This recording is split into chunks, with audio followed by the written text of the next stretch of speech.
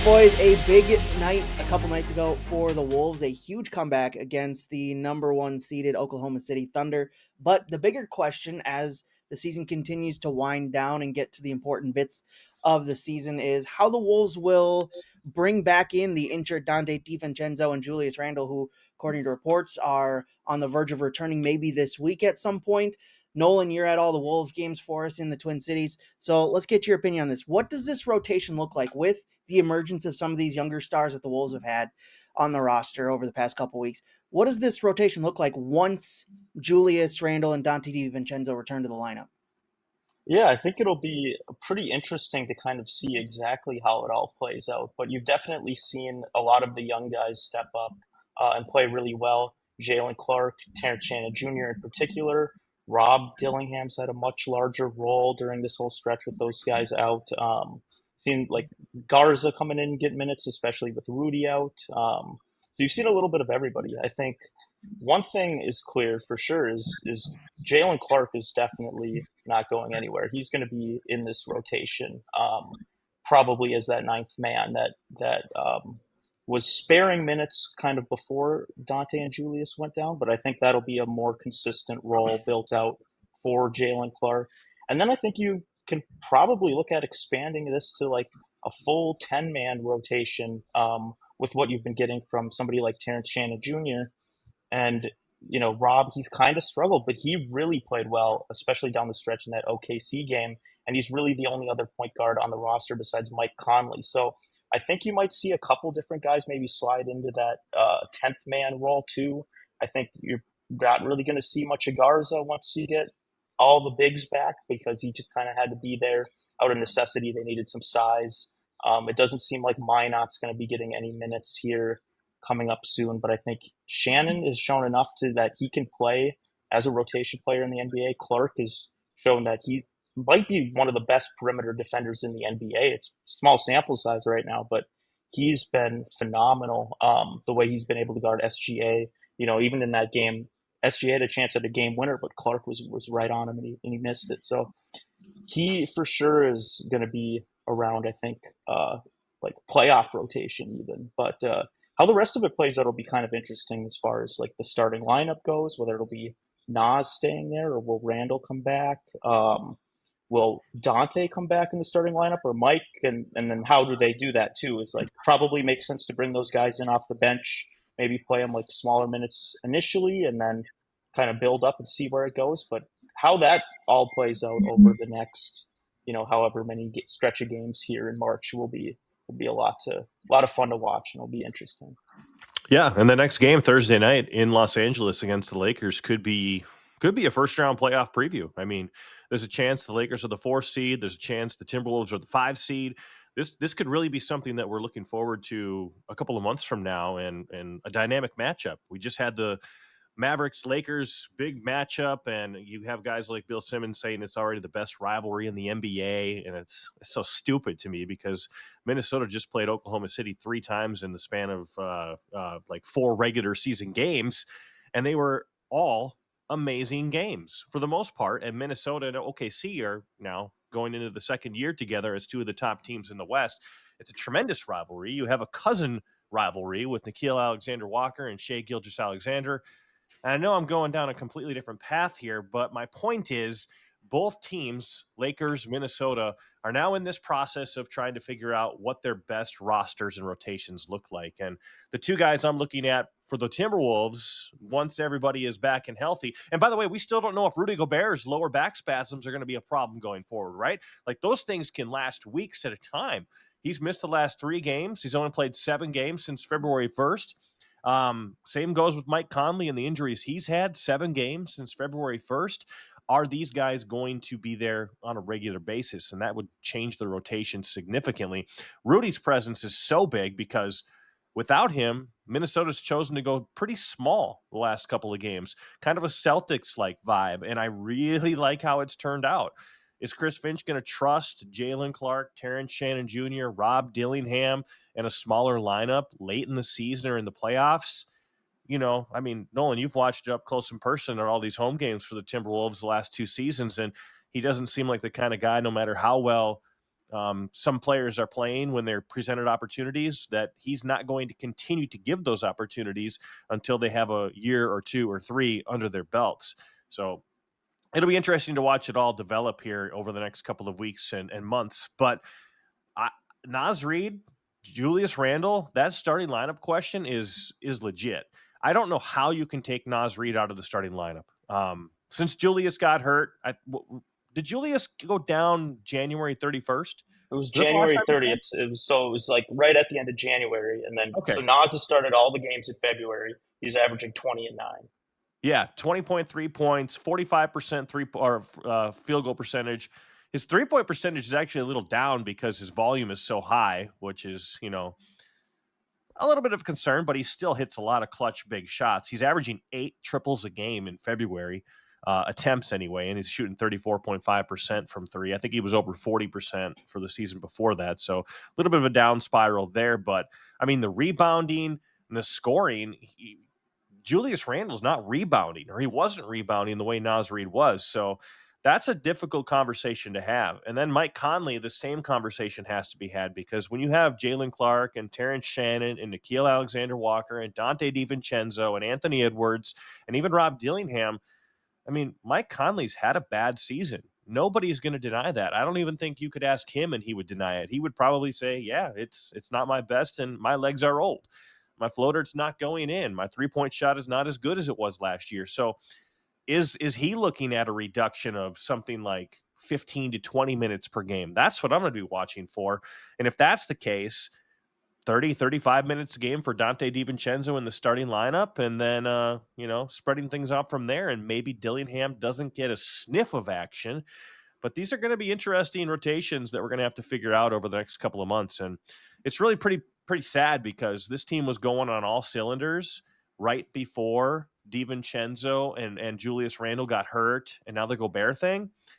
I mean, that they were legitimately looking like one of the top teams in the NBA until all of a sudden, boom, these injuries come about. And now it's like we have to figure this out all over again. We're going to have to re-gel, and it's going to be interesting to see how long it takes. I think I said about 700 different things in multiple different orders. So good luck with that puzzle. Yeah, good luck responding to that, Nolan. By the way, for those watching, yes, that is Joe Nelson. He just shaved off the face fuzz. It's now gone. Looks a little different, but it is still the same Joe Nelson we all know and love. So the conspiracy theories will still be there despite the lack of a beard. It'll still happen every once in a while. We'll end the show with another random conspiracy theory from Joe Nelson, but that is Joe. Just wanted to clarify that. 5-6 in the month of February, not a good run for the Wolves. Obviously, injuries have impacted that as well for Minnesota. How do we see this playing out for the rest of the season with the potential return soon of Donte DiVincenzo and Julius Randle? Do we see this team climbing higher up in the Western Conference? I know they have, according to Tankathon, one of the easiest schedules remaining in the rest of the NBA for the rest of the season, the easiest in the Western Conference at least. How do we see this playing out? What's our confidence level of this team making a climb up the Western Conference standings towards the end of the season, Nolan? Yeah, you got to look at the schedule here in February, March, coming up here in March. Yeah. As far as the time to kind of get players back who might not be fully 100% and a little out of shape after going through all this injury trouble, this is the time to do it here in March, because you've got games. I mean, you're starting off just before it gets to March. You got like the Jazz coming up. And then you've got like the Suns who are floundering, the 76ers, the Hornets. You got the Heat, the Spurs without Wemby. You've got 2 games against the Pelicans coming up. It's a really easy schedule here in March. So this is a good time to try and figure those kinds of things out. The question will be is just that they've struggled against a lot of these teams that they really shouldn't be struggling against. They've had some bad losses, especially at home. They've lost to teams that are, that have been shorthanded without some guys. They've had some of these bad losses. So that'll be kind of the question mark, is if they can wake up for these games when you have 2 games in a row against the Pelicans, who have just been awful. Can they wake up for that game? They can obviously wake up for games against OKC. They just beat them 2 out of 3 here, but can they wake up for all these games against these teams that are just not going anywhere? But in theory, when you're getting all these guys back, they should be able to, reintegrate against some not the best of competition.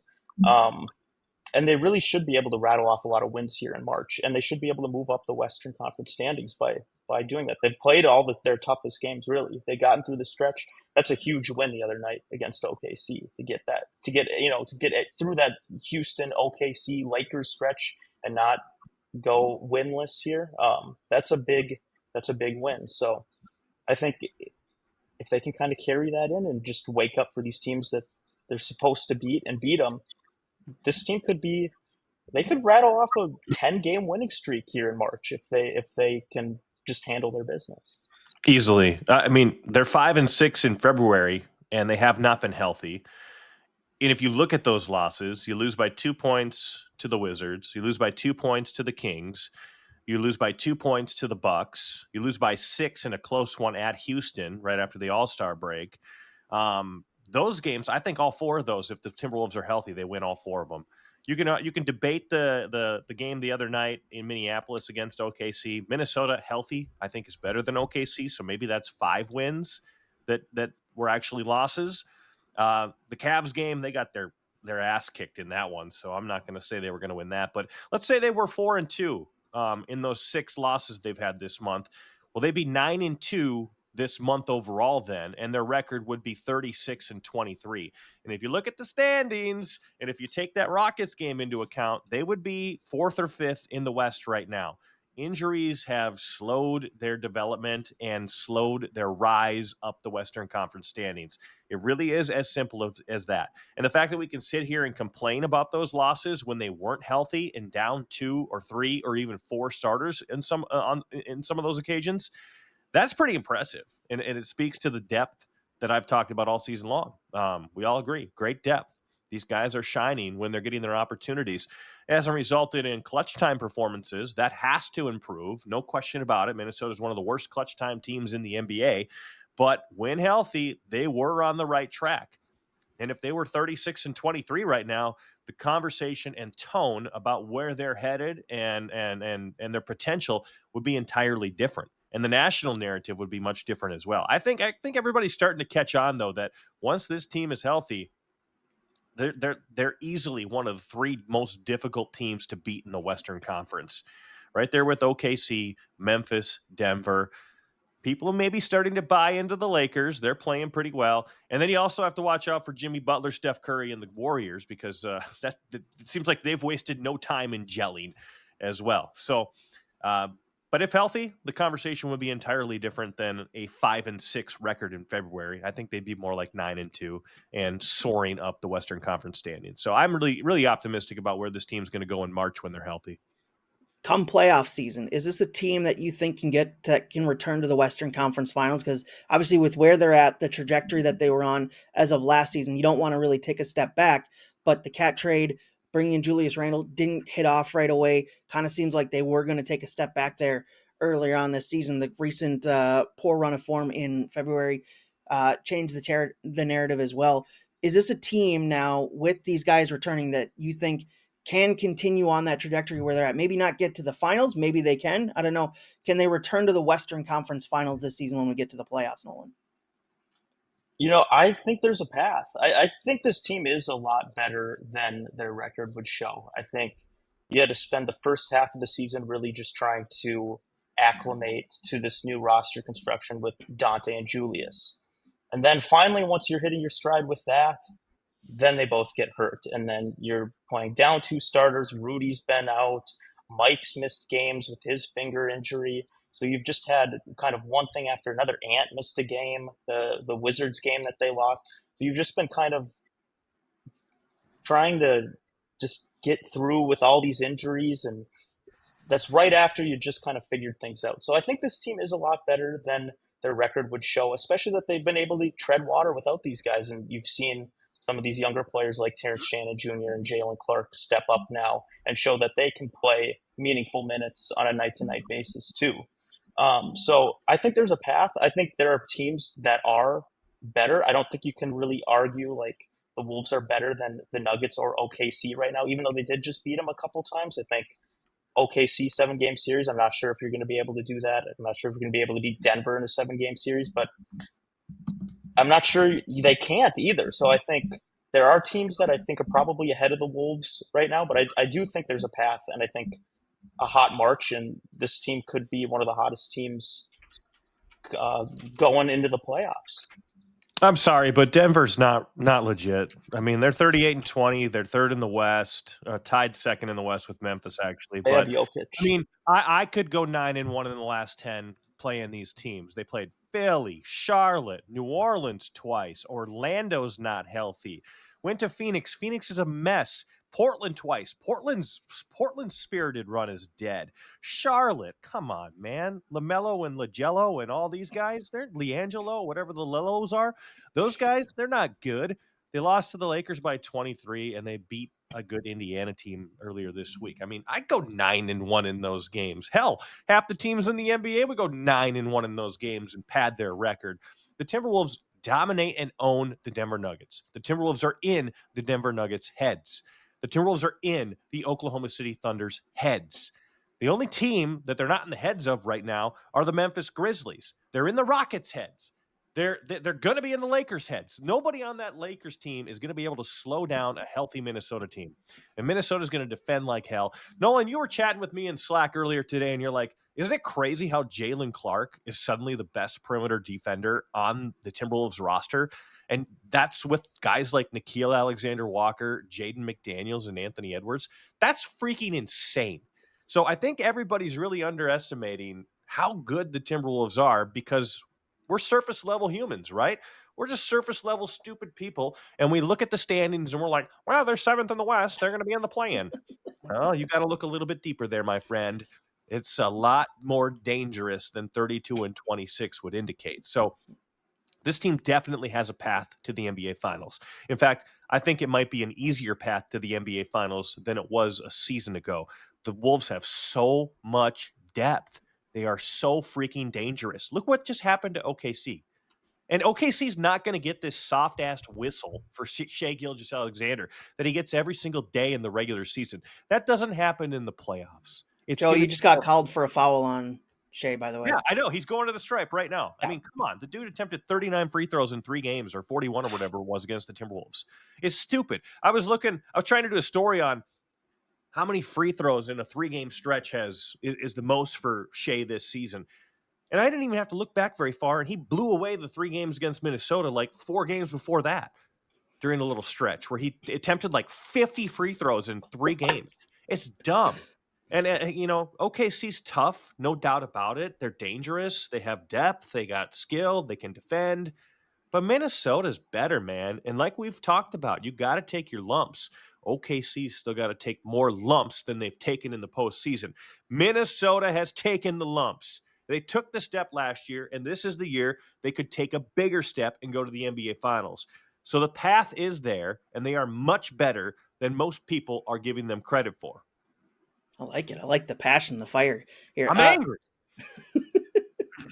All right, looking forward even further now, the development of Jaylen Clark, the development of Terrence Shannon Jr.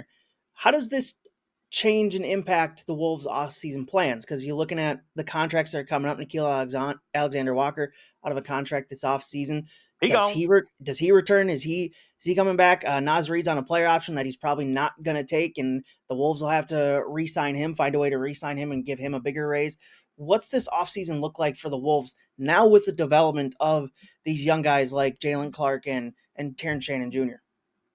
Yeah, I think, Nas, they're going to re-sign. They kind of broke on the report about Nas not going to opt into his player option. That was never really a question. Not sure why that got so much traction. He was on a super team friendly contract. He had the player option so he could opt out. People are stupid. That's why. What? No, not in this society. Everyone is very dumb. They gave him the player option so he could opt out and pursue a raise this offseason, which is what's going to happen. But the Wolves would not have traded Cat if they were not confident they could re-sign Nas. So Nas will opt out of that player option. I think they'll do whatever it takes to keep him here in Minnesota. I think they would also really like to keep Nickeil, which was also part of the reason they moved Cat. But now I think that looks a little different with the way Jaylen Clark has come on. Especially if he can, especially with some of the offense he's been kind of showing. I mean, Nikhil, he's been fantastic these last 2 games against OKC, and he's been their most consistent player this season. And he's really one of the best like rotation players. He probably could start on a lot of teams in the NBA, so it's kind of weird to feel like you can lose him. But I think the Wolves probably can lose him if somebody's willing to pay him a lot more, where it's going to put him into like second apron territory to try to keep him. Because now you have Jaylen Clark, who is such a fantastic defender and has played so well since jumping in like a month ago. And if he can kind of keep knocking down shots, which he's shown some ability to do here, Shannon has really got more of an offensive skill set than he does, and he's really played well defensively too.